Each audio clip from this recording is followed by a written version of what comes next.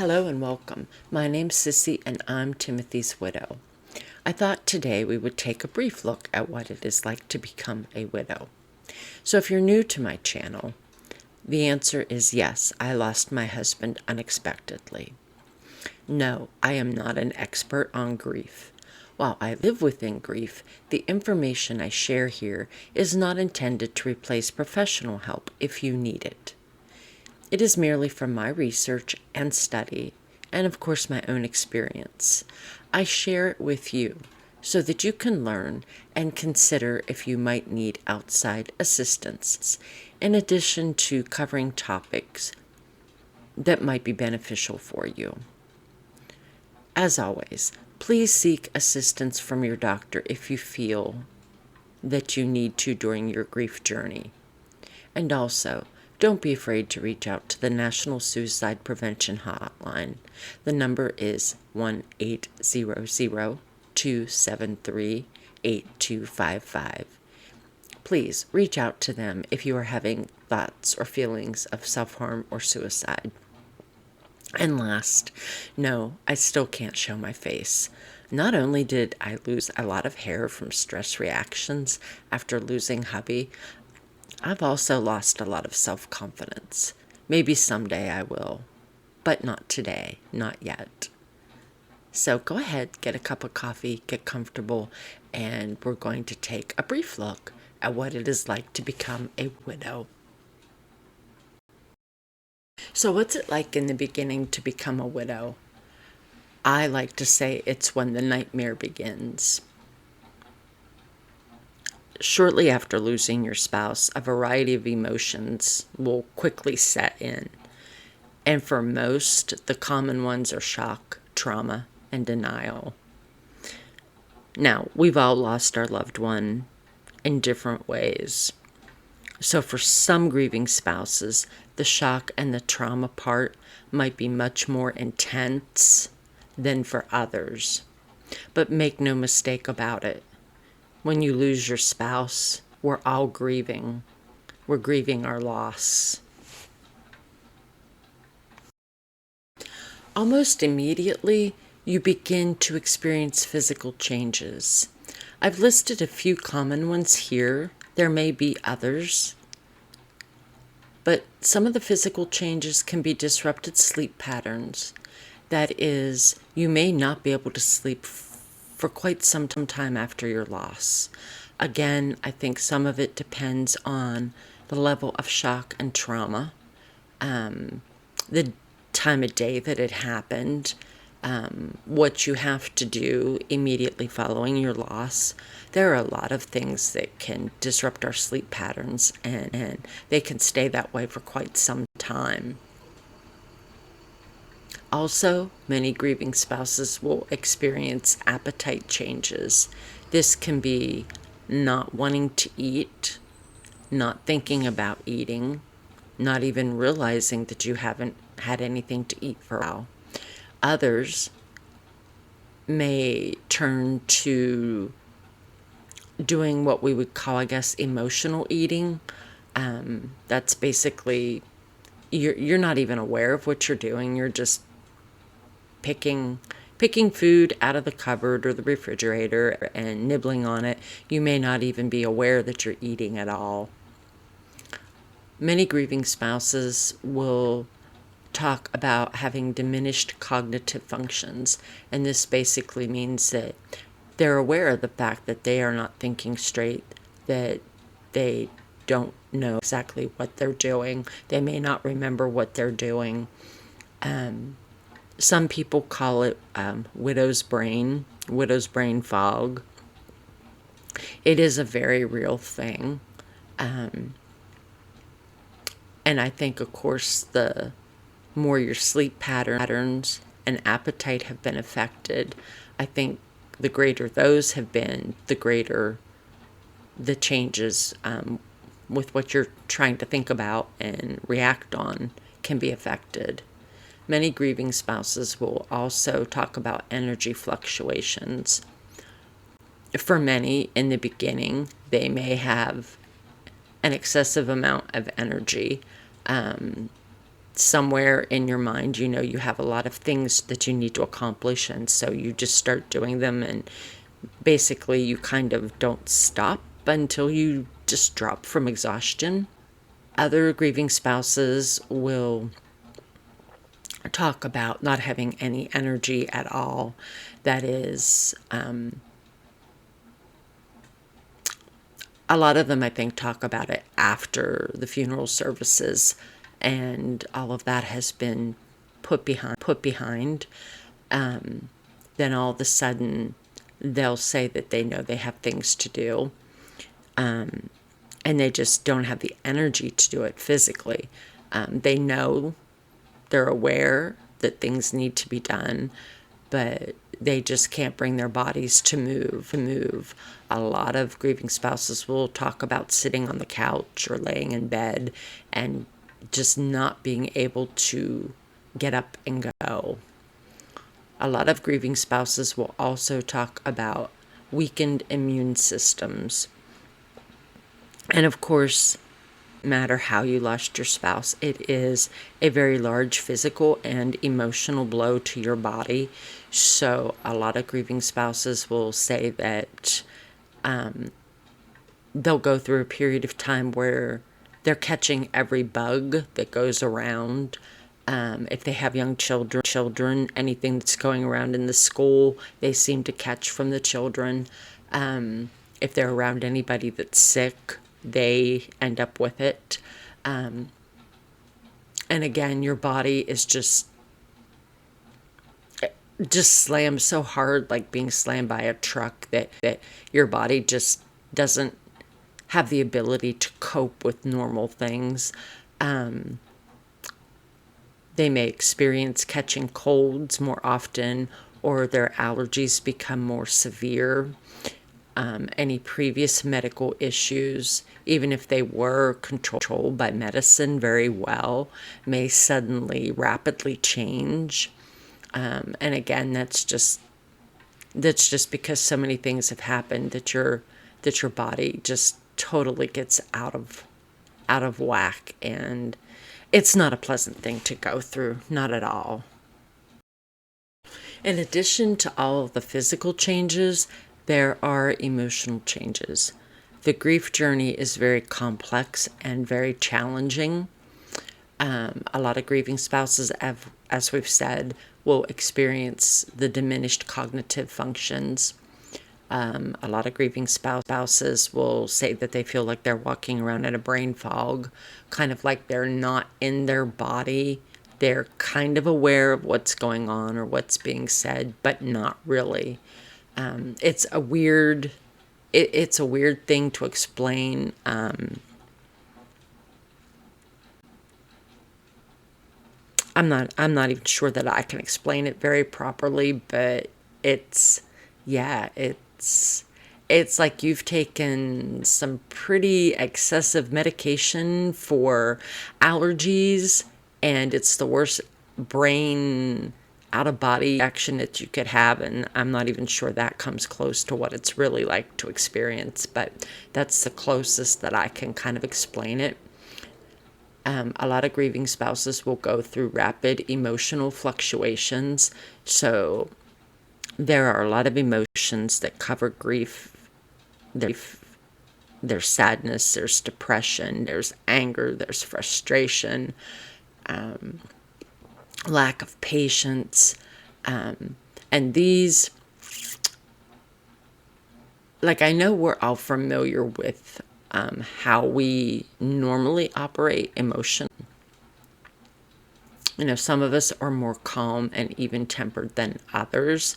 And for a lot of us, we suddenly find the patience level and the calm has just kind of vanished. And it's replaced with an intense anger and lack of patience. I know for me that was very, very frightening to go through, because I suddenly for a couple of days went through a period where I got behind people as I was driving, and they were going slow, At least to my mind, it seems slow. Or the people that do stupid stuff like cut in front of you, that kind of thing. Like, I was in my car and I was just cussing people out. There were a couple instances on the car horn because I was like thinking to myself, you freaking idiot. I went somewhere and the checkout clerk said something, and it was obvious that they didn't know what they were doing. Now normally I would not react this way because I have done cashier many, many times, and I know what it's like to be there all day long and to have a string of idiot customers come through. And so that's always been my thing is, you don't treat the cashier that way because you don't know how their days add to it. But I kind of lost it on this one cashier over one thing. And it wasn't very nice. But I remember saying that I was looking for something and I couldn't find it. And she said to go over to the customer service desk. The customer service desk said, oh, well, we quit carrying that. And I just got very mad. And I was like, well, you know something? Then you need to train your cashiers on what to be saying about stuff like that. I said, because I don't appreciate having to walk all the way over here. But I don't think I said it quite like that. I think I was much more angry. So yeah, there is that. And if the fluctuations are very much out of normal character for you, it can scare the hell out of you. There's no doubt about that. I remember after a couple of days of that, I picked up the phone and I called my doctor, and I'm like, I needed to go in for something anyhow. And I don't remember what it was now, but I remember telling him, hey doc, I'm like, this is what's happened. I yelled at the pharmacist. I yelled at the customer service desk person. I've been yelling at people in the car when I'm driving somewhere. I'm like, what is going on? And I remember him telling me it's normal. It's part of the grief journey. And we talked about some different things to try to alleviate that without medicine. Because I really want medicine in my life if I don't have to. So we did talk about that, but yeah, that's darn right scary. A lot of grieving spouses can fall into depression, and yeah, that's very true. And it's a weird type of depression. I mean, I know we can all go through small periods of depression, but this is really like inexplainable. It's like, it doesn't matter what you do, you just cannot get yourself to come out of it. It's just a horrible, horrible, horrible thing. And of course, a lot of it to reason or use our critical thinking skills correctly. And unfortunately, this is when a lot of mistakes can happen, things that you do that will have effects later on down the road, just because you may think it sounds like a good idea or a good thing to do, and yeah, and you don't think it through the way you normally would have. So, you could be looking at months or maybe a year or so down the road, and then you're like, oh shit, why the hell did I do that? Because you realize how badly you frick stuff up. And we are all going to make mistakes. There's no doubt about that. I think it just goes hand in hand with the grief journey. I think you're less likely to make some mistakes if you have a really good grief support system in hand with you. And I don't just like people that you can pick up and call on the phone. I mean people that you're actually in physical, daily, or every other day contact, that you can literally reach out to them and they're sitting with you and you can talk about things. And they can kind of say, we might want you to think about that a little bit. Of course, there are some other situations where you kind of have to react right then and there. You don't have a choice depending on the situations in your personal life at the time. And you can only hope that you're going to make the best choices. Sometimes we don't. And we're all going to make mistakes. None of us are going to go through the grief journey perfect, because there is no perfect for this. We're all human. We all make mistakes. We may make more mistakes while we're grieving than we normally would have, but it's normal. I think we're all going to do it. And we just have to hope like heck that it's not so major that on down the road it really messes things up for us. But it does happen. And if you've made a mistake, just please know you're not the first and you won't be the last. For many grieving spouses, oh my gosh, the financial changes that slam you, oh my gosh. This is one of the things about the grief process that I feel extremely sad, not just for myself, but for other grieving spouses. And sadly for many, the spouse that we've lost is the only income source. For what, there's a variety of reasons. You may not be able to work. You may be at home raising young children.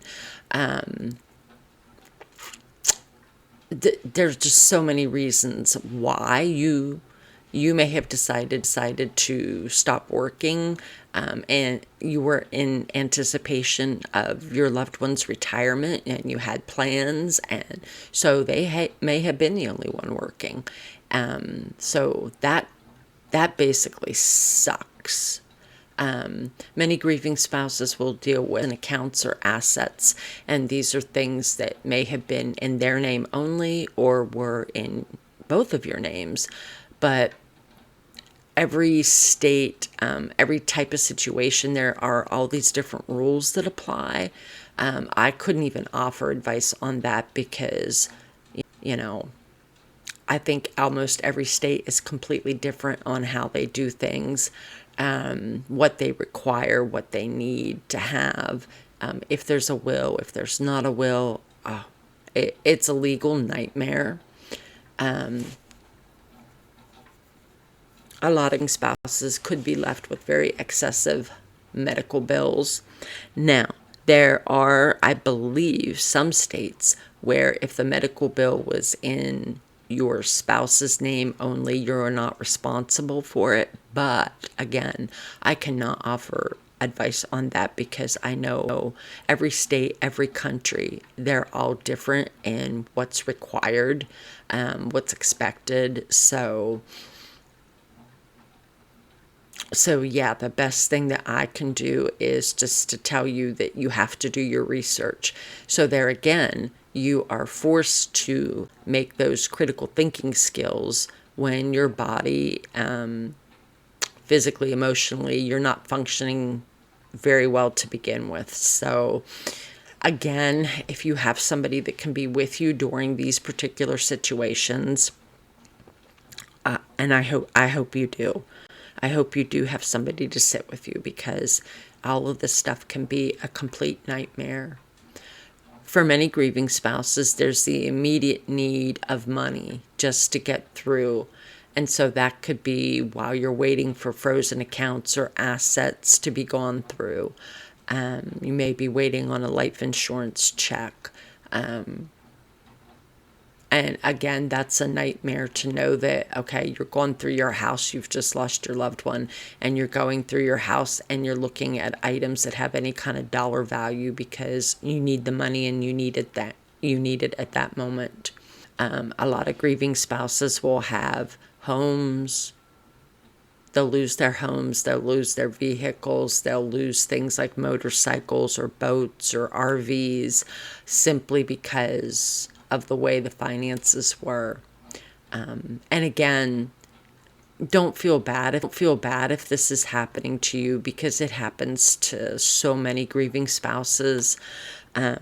Sometimes I think the legal system might not protect grieving spouses as well as it should. I think there are some systems in place that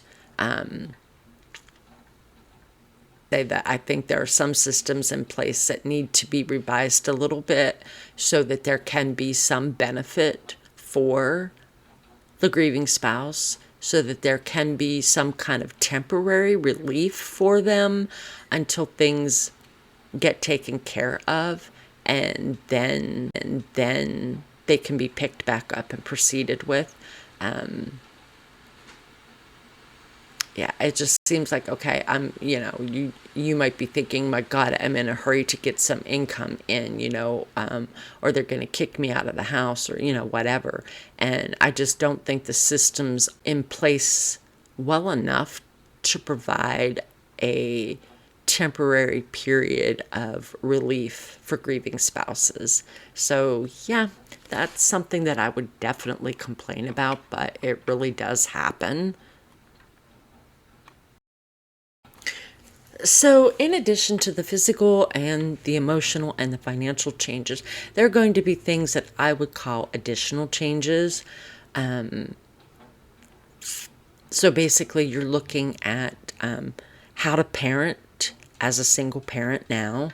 There's all kinds of things to take into consideration for that, I'm sure. Since I only have a cat, I don't know. I can only I can only kind of comment on what other mothers and fathers have said in the grief support groups, and basically, basically, heart goes out for them. My heart breaks because there are too many sad stories of things. Um, a lot of grieving spouses have to work with and deal with the people that I would call they or them, and they come out of the woodwork. They're like vultures. So basically, these are people like relatives or friends or coworkers, they swoop in like vultures, and it's because they think they are entitled to something.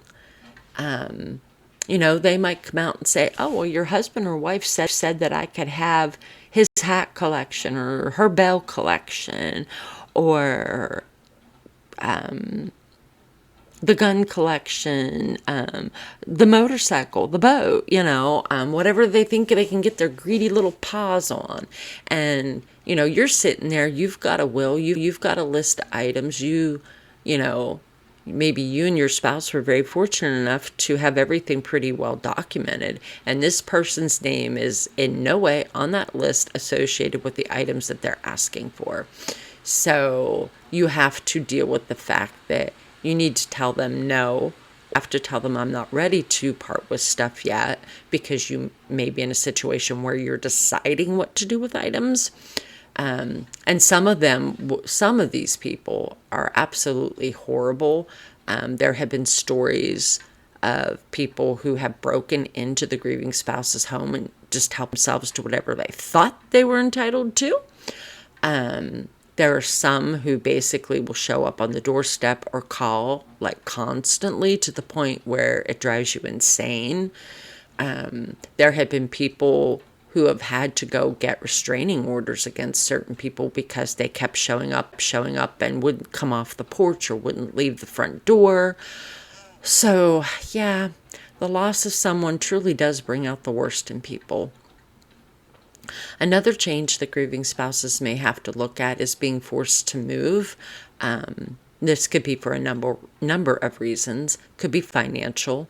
It could be that downsizing from a large apartment to a smaller apartment, or selling your house, could be just beneficial for you, as far as maybe how you lost your spouse, or be better for you for finances, or it could be better for you because of mobility issues. There have been some people in the grief group who were actually glad to get out of their house because they got into an apartment and they were now not having to deal with steps. Everything was, one level. So there's a lot of reasons why. Some grieving spouses have said that they were renting from the in-law side of the family, and they were suddenly told that they weren't allowed to rent there anymore and they had to be out immediately. So there's all kinds of situations that are, go along with that. And of course, the last additional change that I'm going to cover is that the family vanishes. And usually it's the in-law side, not always, but I think a fair majority of the time. And I think it's really sad. But I think it took me about 3 months, where I finally thought, well, you know what? They don't really know the true me. And they, I guess, didn't want to be bothered by getting to know the real me. And so I guess they figured, okay, well, he's gone, so we don't need to pester with her. And it sucks feeling like you were dumped to the curb like a trash bag. But after about 3 months, and this happened, of course, throughout the time period of the first holiday, of the first Christmas without him. By New Year's, I was pretty much to the point where I was like, okay, fine, screw it. I don't need them in my life. They didn't want to continue to take the time to get to know me as a person. They didn't value me as a person. So I was basically like, I'm not going to waste my emotional energy on them because I have other things I have to deal with. So it was basically like I was tossing them out like the trash, but that's okay. And if this happens to you, just know that it happens to many, many people. And it's not necessarily that you've done anything wrong. It's not necessarily your fault or your children's fault. A lot of these people, I'll use a phrase that I used to hear from other relatives. A lot of these people were raised in a barn. A lot of them have no compassion or empathy for other people on the planet. They're just very egotistical and greed driven. And I guess in their eyes, we're no longer perfect, or broken, or I don't know what the hell they're thinking. But I just look at it this way: we're better off without them. They can stay the hell over on their own side of the world, and I don't need them in mine. And I hope that if this has happened to you, that you're able to gain that type of a perspective and be at peace with the fact that you don't need their stress added into your life. You're better off without them.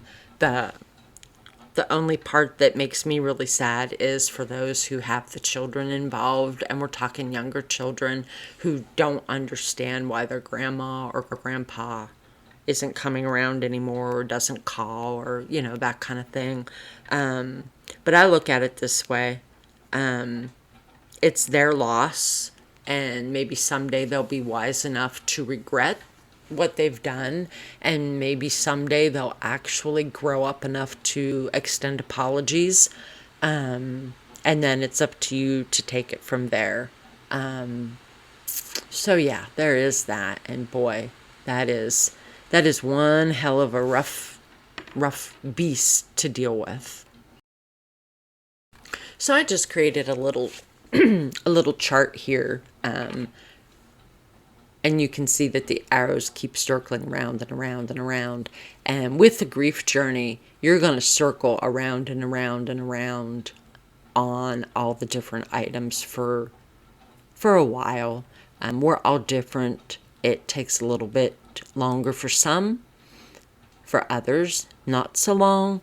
But each one of these particular changes cycles like into another, can affect another.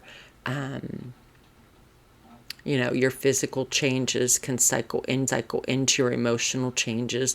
Your emotional changes can cycle into the thoughts, the thinking, your ability to handle finances. And then all of that can, circle into all the rest of what I would call the nightmare. So it's just a little soul type of thing that I created. But it's like once the nightmare begins and you lose your spouse, it's like everything that falls under all of these little categories just has like a domino effect on everything. And there's probably other categories that could be included in there, or subcategories. I just put this whoops, I just about dropped my pen, sorry. I just kind of put this together really quick. But definitely as you're watching the video, if you think of other things that would fall into this particular little circle graph or diagram or whatever we call it, definitely drop them into the comments so that we can share them. Hopefully at some point I get enough people watching the channel that we can actually have conversations on these type of things.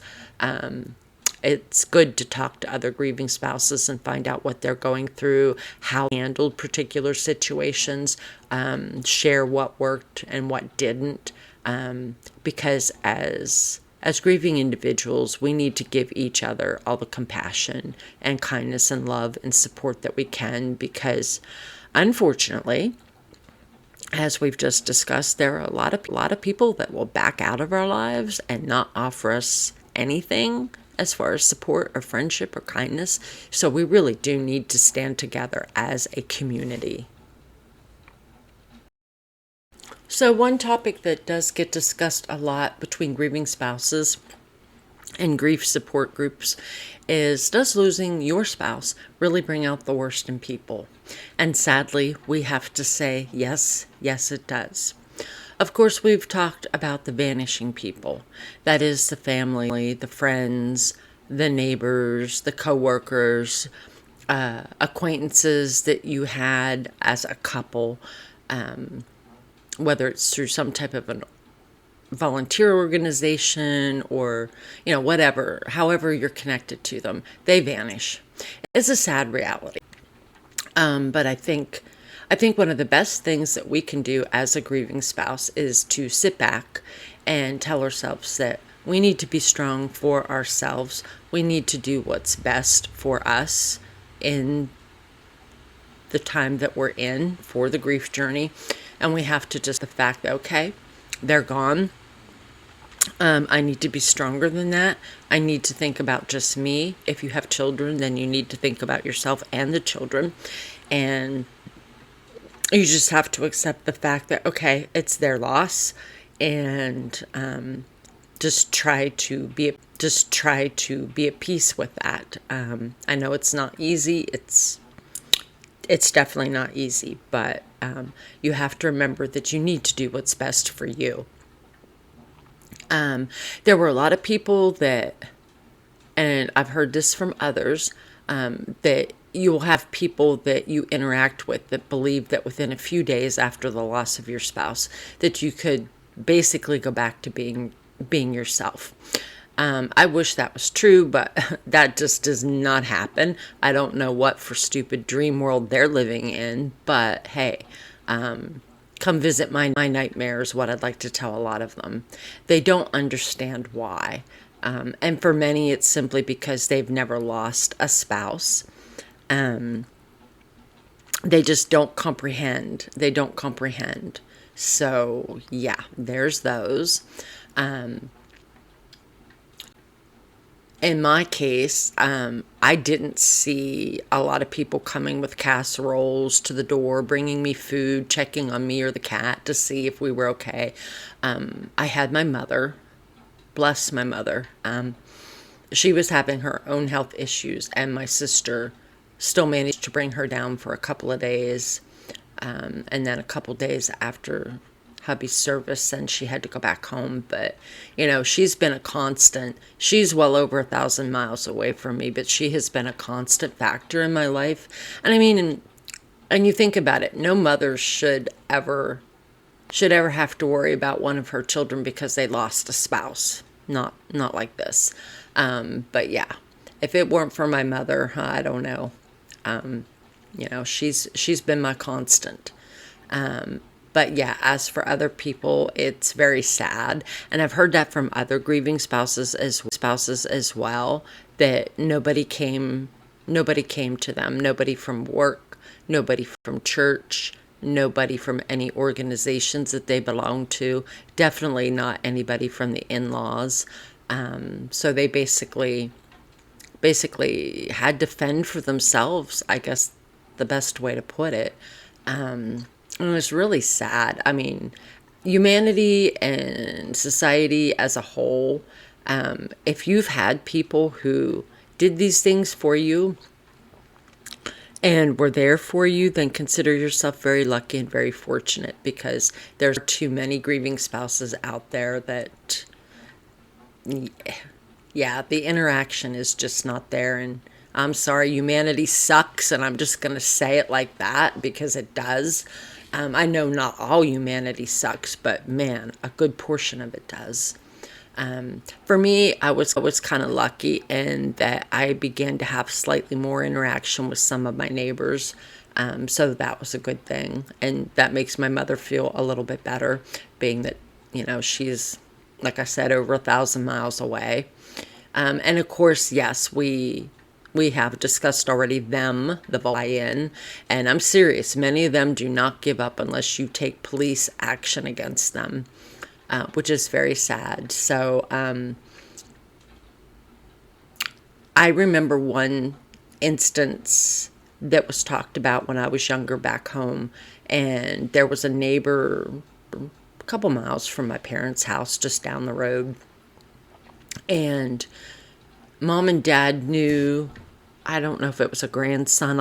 It's been too long ago. I don't remember. But anyhow, on the day of the funeral, there was one out-of-state relative who said that they couldn't make it because of whatever the reasons were.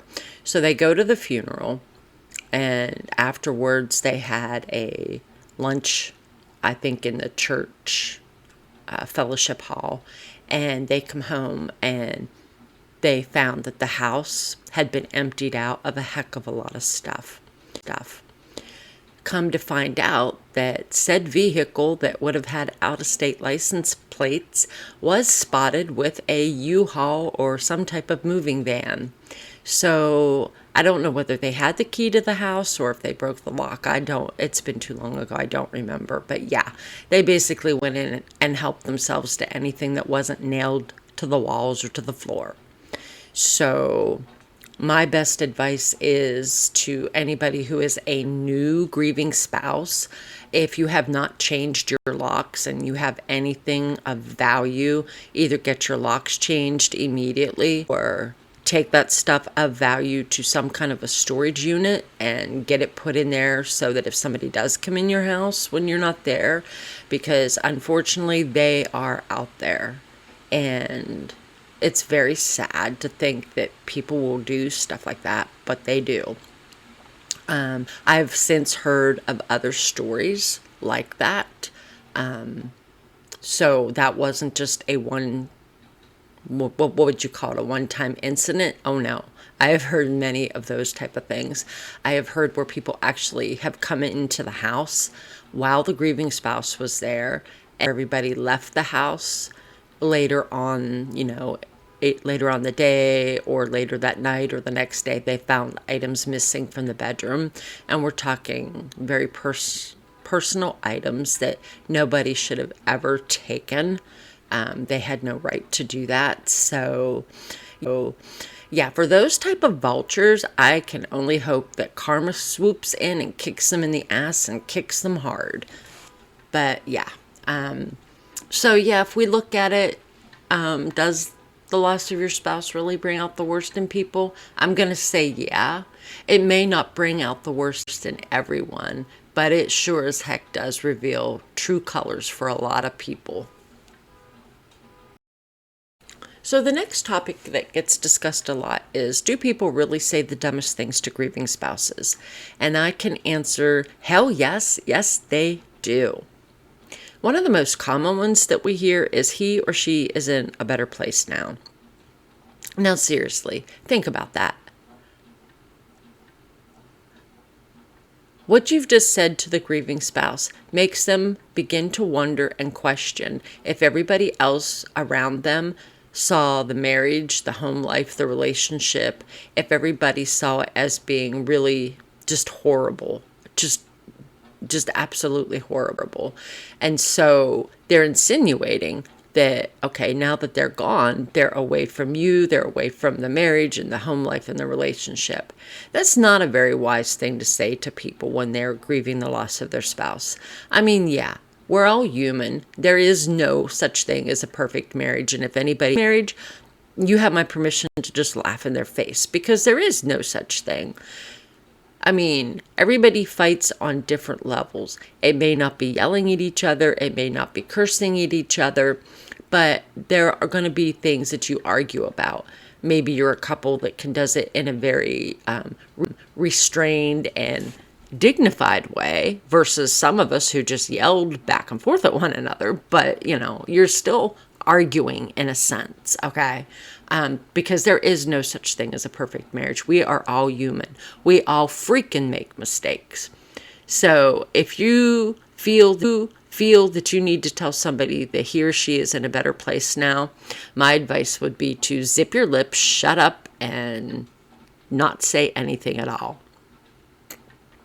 Another one that gets talked about is along the lines of, you need to change your way of thinking because according to the Bible, you aren't married in. That's a horrible thing to say to a grieving spouse, okay? You've just lost your loved one. And in many cases, it was unexpected and very traumatic. And for the longest amount of time, you were going to be in a state of shock.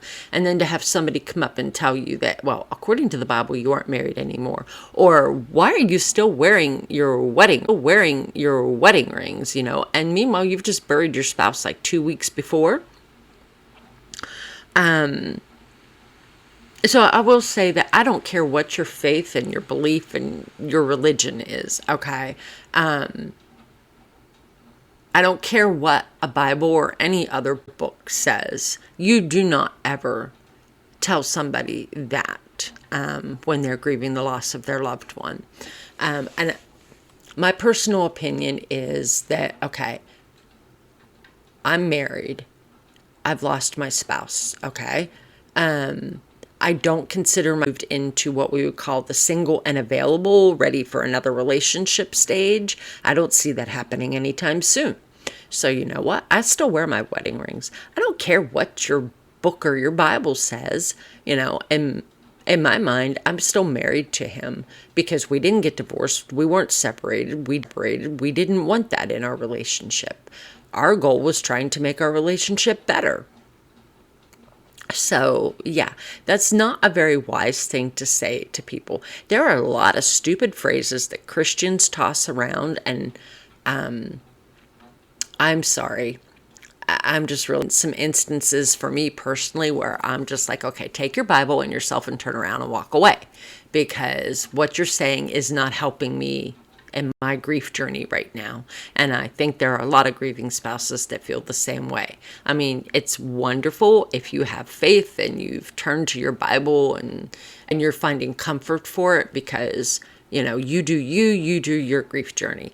There are other people who the grief journey isn't going like yours. So there are some people that, they'll say, they would probably turn around and tell them something worse than I would say. But me, I would try to stay polite and say, take your Bible, turn around, walk away. I don't need to hear this right now. Yeah. And that could be a whole other multiple video topic on itself. All this Christianity and stuff when it comes to losing a spouse and all this crap. But yeah, we'll save that for another time. Another one that you hear, and especially the younger that you are, you'll hear things like, you can always move on and find a better relationship. Okay, when you're grieving, especially in the early stages of grief, you're not interested in finding a better relationship. You're interested in moving on because your mind and your body and your heart and your soul are still trying to come to acceptance of the terms that you don't have your loved one with you anymore. And that's the only thing that your heart and soul really wants. You want them with you. So to have somebody say, oh, well, you're young enough, you can always find somebody new. Really? Okay, that's a stupid ass thing to say. And yeah, I said it, stupid ass. Okay? I think, wasn't there some guy on a TV show that used to call somebody a dumbass? Seems to be hubby watched some show where they did that. But yeah, that's a dumbass thing to say. Okay? It truly is. When you're ready to move on and seek out another relationship, if you get to that point, when you're ready, you will know that it's time for that. Okay. So having somebody else, yeah, that just makes me so mad. People will say, oh, well, now you can do things your way, as in you can arrange the house the way you want, you can do the things that you want, da da da da da, all that crap. And again, da da da da da, all that crap. And again, you've just lost your spouse. You don't care about doing things your way. You don't care if you want the bedroom painted pink and he had it painted gray. I mean, those things are so insignificant and trivial. They're like stupid material things. Okay. All you want in the beginning of the grief journey is just to have them back. And you aren't going to care if the bedroom's painted gray and you don't want it gray. You just want your spouse back. Okay. You don't care that you have the ability now to move the furniture to make you happy. And trust me, we had that issue with our living room. I wanted things set up a certain way and he didn't like it. And I kept trying to explain to him that I didn't like it because when it was time to dust and to clean and everything, basically like moving all this stuff around. And I felt that cleaning, you shouldn't have to go through that much effort. Oh my gosh, we argued about that so much. And I'm like, yeah, a couple times a year when you want to do a very good deep clean of the house, okay, fine, move the stuff. But I didn't want to have to deal with moving all this stuff around every weekend when it was time to dust and vacuum and clean and, all that stuff. So, but you know what? I am not quite at the 2-year mark. And you know what? I would give anything to have him come walking out through the hallway and say, I want the living room furniture the way that I want it. That would be like a glorious thing. That would make me so happy. And I would gladly do it, I would gladly do it at this point if that could only be the case, but it isn't. So again, that's a really stupid thing to say. There have been people who say, oh well, you can sell a lot of their stuff and you can have a tidier home. And this comes into play, I think, the longer that you're married, the more stuff that you accumulate over your lifetime. And for a lot of people, they maybe have a lot of stuff and their home isn't as tidy as they would like it. I know in our house, there's a lot of musical instruments, guitars and keyboards, and he's got a lot of music books. And since I started trying to teach myself how to play the flute, I have, it's all his fault that I have started to accumulate my own musical collection.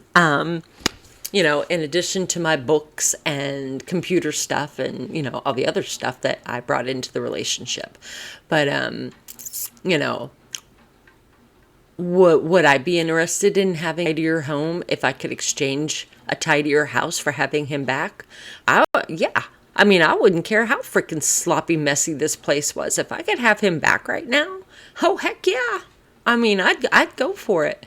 And a lot of times, if you don't have to sell their belongings, it's up to you, the time limit on when you do, if you do, the decisions that you'll make about their personal belongings. Okay, nobody else has any right to dictate that to you.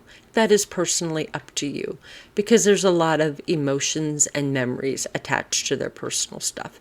That's why it makes me very mad when I think about the situations with those vultures that we had just talked about, where they come in and, take everything they can get their grubby paws on. Because in some cases, that thing that they took has a heck of a lot of memories for you. And yeah.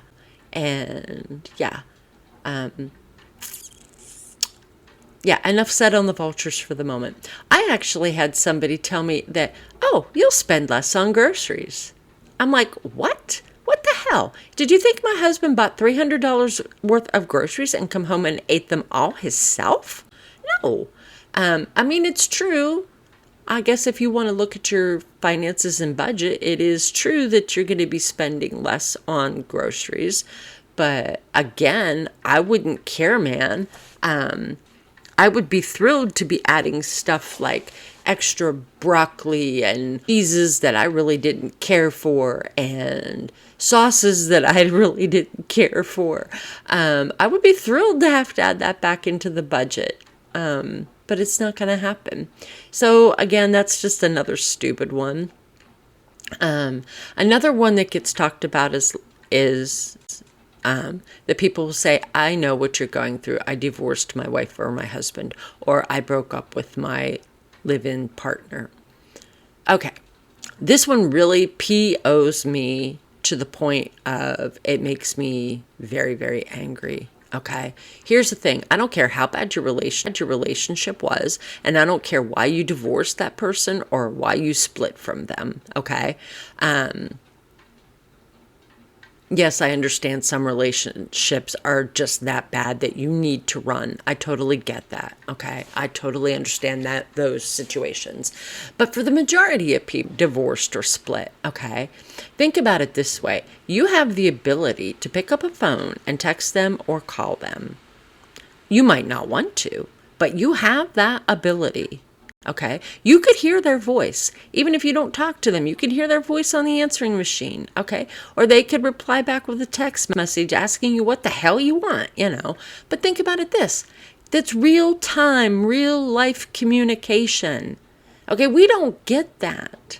We don't get that because, whatever your belief is, okay, we don't have our spouse physically by our side anymore. So we don't get that. We don't get to have the ex-husband say, would you quit pestering me? Or that kind of thing. So no, you really don't know. Okay. Yeah. Your relationship may have sucked and everything, and you've lost them, and maybe you've lost a lot of, things or, whatever your situation was. But when it comes down to it, it was your decision. It was your decision to allow the divorce to be processed, or to go ahead and up and leave that person, or do a split in the relationship. Okay. For most of us, we didn't get a choice. It's like one minute we have our loved one with us, and the next minute we don't. We didn't get a fucking choice. Excuse my French. So yeah, when you want to tell me something like that, I'm just going to tell you to get on your horse and ride away. Another one that we hear talked about is, I know what you're going through. I just lost my dog or my cat or my pet, the rabbit, the snake, whatever. That is a stupid ass thing to say, dumbass, because you know what? You didn't make long range goals with your dog or your cat or your snake or your rabbit or your turkey or your rooster or spider or ant farm or whatever you had. Okay, it's a pet. I get it. I've had dogs and I've had cats in my life, and I have loved them, and I have cried for days and missed them horribly when they go over the Rainbow Bridge. Okay, but I have never planned future goals or furniture or, hey, I like this painting, or that painting would look better. Never done any kind of long-range planning with a dog or a cat, okay? Haven't talked about going away on vacation with them, or celebrating our 10th wedding anniversary someplace special and we didn't get to. Okay, I don't make those kind of plans with my dogs and cats and pets, and if you do, then I would suggest some psychiatric help. I mean, yeah, I get it. We talk to our dogs and our cats. I talk to my cat all the time. She just looks at me like I'm stupid. But I talk to her because she's all that's in the house now, and I don't have anybody to talk to unless I'm on the phone with somebody like my mom. But yeah, are you making long-range plans with your animal? Because if you are, there's something really wrong with you. Animals, my cat is actually a support animal. I forget what the exact term is on the paperwork that the doctor filled out, but yeah. But I know in my heart that I'm not planning long-range plans with her in mind, Do I want her in my life? Of course, she's my cat and I love her dearly, but it's not the same type of love as loving your significant other. Okay? So again, you're going to tell that to a grieving spouse? Zip your lips and shut up, please. I mean, I don't know what it is, if people just think they need to say whatever comes to mind, but 98% of the time, the stuff you say is totally ridiculous, stupid, or just plain out hurtful and garbage. So, yeah, people really do say the dumbest things. Another thing that a lot of grieving spouses have to deal with is people saying things to them like, you don't seem like the same person you used to be. You used to be such a happy person. You don't smile and laugh as much anymore. Or you seem really tired all the time. Or, you know, things like that. Like they're judging you on your outward character. And these can be people, family members, coworkers, people in your life. The truth of the matter is, dumbass, that, well, no, I'm not. In my case, my husband is gone. To you, the viewer, it might be my wife is gone. Basically, it's the same thing. Our world has frickin' fallen apart. We no longer have our significant other. We no longer have the person that we made long-range plans and goals with and, wanted to do things with as a married couple. And, all of that is just gone. And when that happens, we have to assume a new identity. We have to become somebody new, because the person that we used to be prior to losing our spouse, that person is gone. We are now a forever changed person. So we have our personality, before we lost our spouse, and we are, or that we're becoming, or whatever stage of the grief journey we're in. We have this person that's on the other side of the line, the one that is after the loss of our spouse. Okay? So when we think about it, there are a lot of aspects of us, as in us, the couple, that are gone. And likewise, there are a lot of aspects of me, the person, that are gone. Because now I have to become a new me. And I'll be honest with you, I don't know who the hell this new me is. It's scary. It's frightening. There are so many parts of our old identities that vanish. I mean, there are many new parts that are awaiting the time when we're ready and able to discover them. But for a lot of us, now just isn't the time. That's in the future. It's coming. And we know that it's coming. And there are some parts that we might be very happy to see discover or arrive. But the truth is, it's damn hard reinventing yourself. It's damn scary to reinvent yourself because our personalities can change so much.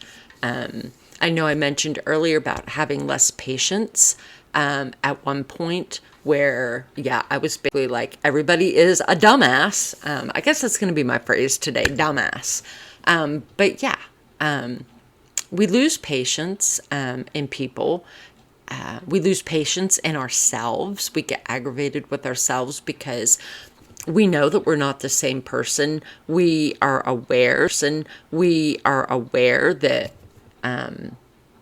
we're aware that we do things like put laundry in the washing machine and then 3 days later remember that it's still in the washing machine and it never got to the dryer because you're in this brain fog. I don't do that very much anymore, but I did find a way to prevent that from happening. But guilty is charged. That kind of thing has happened. Thank God I've never left the oven or the burners on. It's just been stuff. The worst is just the stuff in the washer. I do know one time I put stuff in the dishwasher and I didn't run it. I didn't even put detergent in, but I shut the door and like about 3 or 4 days later realized that I didn't have any clean coffee cups. I had never run the dishwasher.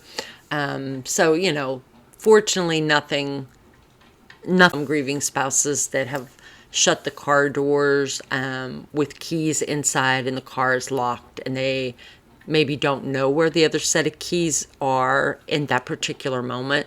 Like they normally would know where they're at, but because of the brain fog, they're just like, oh my God, where's the other set of keys? That kind of thing. It happens to the best of us. It's normal. Try not to beat yourself up over it if you find yourself doing some really strange, out of character things. It does happen. And that's hard on us because we know what we were like beforehand, and then we realize we're doing this kind of stuff and we're not even aware that we're doing it at first. So we get very aggravated with ourselves. We have less patience with ourselves. A lot of us actually do a flip-flop where we become much more sympathetic and compassionate and nicer to other. Um, some grieving spouses have said that they used to be able to sit down and watch something, and it wouldn't do the emotional kind of effect on them. And I think we've all heard the joke about, oh, I could cry over the Hallmark commercial. And that kind of thing is very true. You may have found yourself watching something that you've watched multiple times before, your favorite TV show or something, and there can just be one line or one sentence in there, and it just makes you cry, because the emotional changes that we go through on the grief journey are absolutely, it's insane, it's crazy. We can also become totally polar opposite of what we used to be. So in other words, instead of being sympathetic and compassionate and nicer, we can become mean, bitchy. We can be like, well, I don't give a crap about your problem. I've got my own problems. I don't care about yours, I don't care that you got a splinter. I don't care that you got a paper cut. Our personalities will really do a flip-flop type of thing. Some more so than others. So yeah, it's damn scary. And the weird thing is we can be all of these personalities all in the same day, even within a couple of hours of each other. The thing about grief is it is so unpredictable, and we're in a state that we are constantly changing from minute to minute, hour to hour, day to day, week to week. And when you think about it, when you think about everything that our bodies and our minds are going through, it's no wonder so many grieving spouses really do require additional professional help to navigate this hellish roller coaster. And if you are one of them who has had to seek out professional help, it's okay. It's okay, sweetie. If that's what you need to get through your grief journey, then that is what you need, okay? Don't be embarrassed about it. Don't be afraid to get out there and ask for the professional help. You know, we're all different. We're all different types of human beings. All of our situations are different. So please, don't be embarrassed about it. If you really think in your heart that you need to have professional help to help you get through and navigate this grief journey, then please help. So that you'll be much better by the time my throat gets better and I publish new content next week. So please go get that help. I want to see you interacting with me and with others down in the comments section. So please don't delay. If you think you need professional help, whether it's a counselor or a visit to your physician, please, I beg you, please go do that. Another question that grieving spouses may get asked are, do there things that trigger you? For most of us, we're going to say, absolutely, hell yes, there's things that trigger us. And trigger events or trigger items or trigger things can cause temporary setbacks in the grief process. So in other words, somebody can say something to you that makes you have a memory. You can hear a song that maybe you both liked or your spouse liked. You can see somebody wearing a shirt like your spouse, like your husband had. You can run into somebody that looks a hell of a lot like your husband at a place and totally unexpected and scares the hell out of you. I had that happen to me about a month ago. This dude even, I swear to God, this dude even had like the same type of fingers. I'm pretty sure just from looking at his hands, I'm willing to bet he played guitar. But yeah, the only difference was he was a little bit shorter and a little bit heavier than my husband, but the hair, the face, I mean, the color of the eyes, the hands, the way that he walked, the style of clothing that he had on, it was freaky as all get out. I don't know if anybody else has ever experienced that type of a thing, but my husband, as the artistic musician type, had what I would consider his own very unique hippie artsy type of look. Okay, so it's not a look that's going to be like easily seen in multiple places elsewhere in life. Okay, so I know that freaking triggered the heck out of me, place in tears. So, things like that can definitely trigger you. And you can be having a really great day, which I was up until that point. And then out of the blue, something can trigger a wave of unexpected and intense emotions. And I know for me, that definitely did it. And that was, like I said, a couple months ago. So we're talking me being in the grief journey, maybe a year and 6 months, give or take. So, yeah. Of course, we all know important dates, birthdays, anniversaries, those type of things. We ourselves are well aware that they could possibly trigger us, and we know even before they come. We know they're coming, first of all, and second of all, we're pretty damn sure that they're going to affect us before they even arrive. And I don't know that there's really a lot that we can do about it. For me, there were certain things that I ended up making 2 trips back home to my parents' house because I knew I could not be down here over 1,000 miles away by myself because of the fact that, the in-law side of the family freaking vanished, and they definitely weren't going to be the type of support that was needed. Now, keep in mind, these are his relatives, and I would have loved nothing more than to have them in my life, but, that wasn't the case. So, trigger events, it's definitely a thing. I have heard some grieving spouses that are many years down the road in their grief journey, and every now and then, something gets them. And I think that's just going to be that way maybe for the rest of our lives. We're always going to miss our loved ones. There's no doubt about that.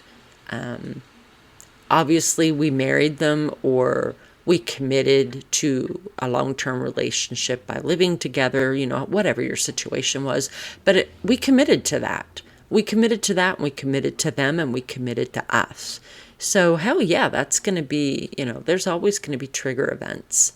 If you're supporting somebody that is a grieving spouse, just be aware of days like that, birthdays, anniversaries, the day that the grieving spouse actually lost their loved one.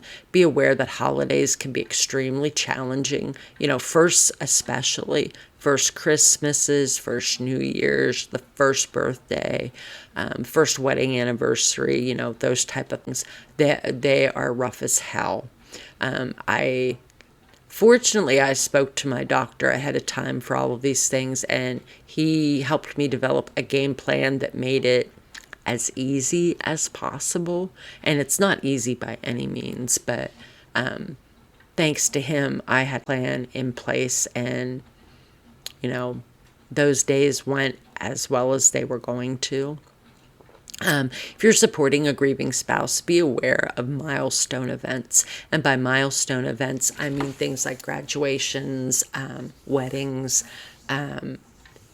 children, if they're giving birth to like the first grandchild, or the first grandchild's birthday without grandpa or grandpa, or a child's first birthday without mom or dad. Your first child is learning how to drive and gets their driver's license without mom or dad. Be aware of events like that, because grieving spouses are going to need a little bit of extra love and compassion and support on those days.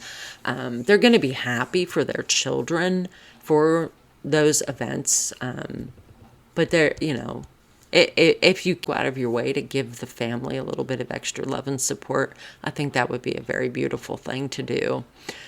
So my advice is just always use a little compassion and foresight with any kind of comments during those special type of days, if you're aware of them.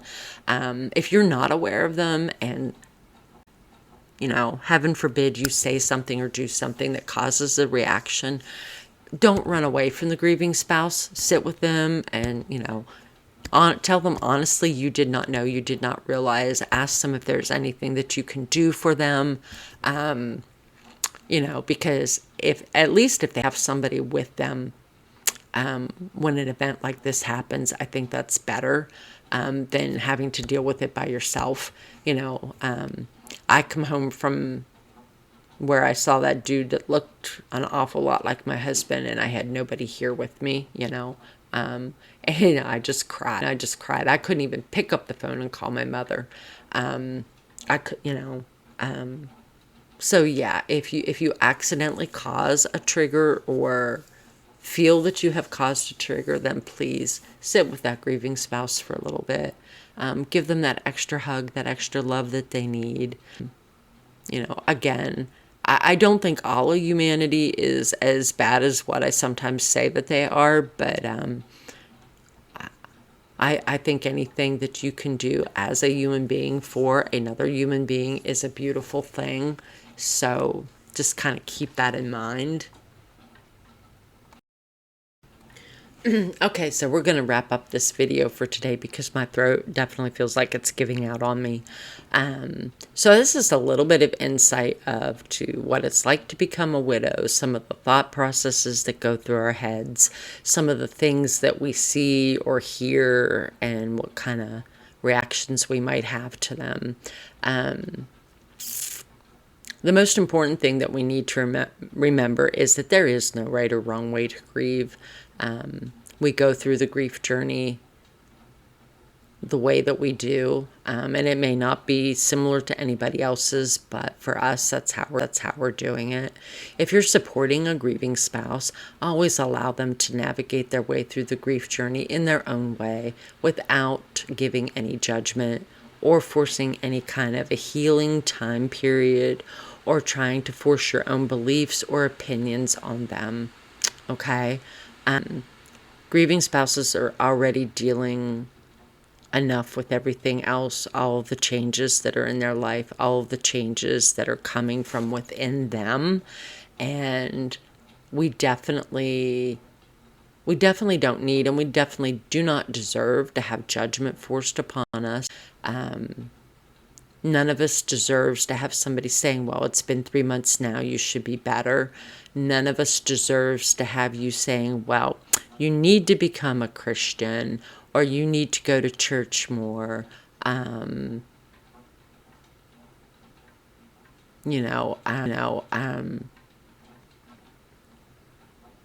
We don't need to hear the opinions, like, well, you need to be doing this or that. So my biggest advice is always try to use compassion, kindness, and wisdom when interacting with a grieving spouse. Will say this. For some grieving spouses, they struggle so much harder for whatever reason. It could just be the makeup of their own body. It could be the trauma from the way that they lost their spouse. So I do say that if, heaven forbid, you see a grieving spouse, you interact with one, and you see changes that are kind of scary, then definitely please sit down with them and discuss some of these issues. Volunteer to go with their primary care physician, okay? It's a sad thing to say, but we actually lose grieving spouses because they can't navigate the grief journey successfully. And that's a very sad thing to say. It should not be that way. And you have to just kind of wonder what has been handed to them on the grief journey from others, in addition to what's going through their mind and their heart. So I would like to see a day where that does not happen, where community and society stands up for every grieving spouse. Whether you were married by law with a piece of paper or not makes no difference. I would like to see our community and our society stand up and support every grieving individual with compassion and kindness and wisdom. So as always, please feel free to comment on any of my videos. I would love to hear from you. I would love to see some of your comments if you can share about what it's been like for you as the grieving spouse. Feel free to comment on any sections of this video or any other videos. I really would love to hear from you, and if we can get comments and interactions going, then we can get this channel growing as well. So with that being said, please consider liking and sharing my video, as well as subscribing to the channel so that you'll know when new content is available. Share it with other grieving spouses, or if you know people that are trying to support grieving spouses, definitely go ahead and share with them. New content probably won't be available again until next week, because I've really got to get rid of the last bits of this sore throat sinus infection. It's really, and it's not fair to you to listen to this. So it probably won't be till next week. As always, please don't forget to participate in the polls that I have set up on the community tab. I really do welcome your participation so that I'll be able to provide future content that is right for you. And again, I think your participation, that's going to help open up discussion and dialogue on grief and the grief journey. And that's one of the things that's one of my missions. I really want my channel to grow to a point where other grieving spouses can come and take something, even if it's just something little, that they can take something with them after they're done watching and interacting. So that's my mission. That's my goal. And if you can do your part in helping me out, I would greatly appreciate it. So I've been Sissy, and I'm taking my sore throat now and going to find a cup of hot tea. I'm wishing you much hope, light, and love, and I will see you in the next one, my friend. Take care.